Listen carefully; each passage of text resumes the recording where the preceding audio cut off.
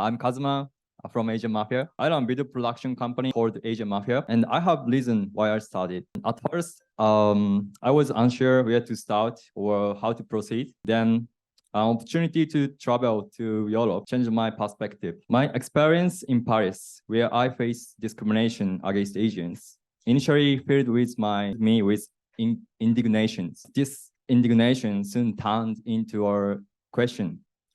Why do they behave in such a discriminationary way? And my answer was perhaps because they don't know about Asian. This experience was catalyst for me to start using social media. That is a year ago, no, 4 months ago.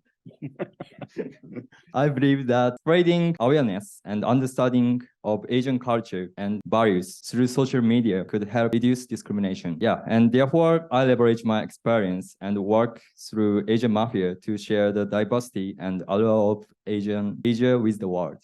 Yes, thank you.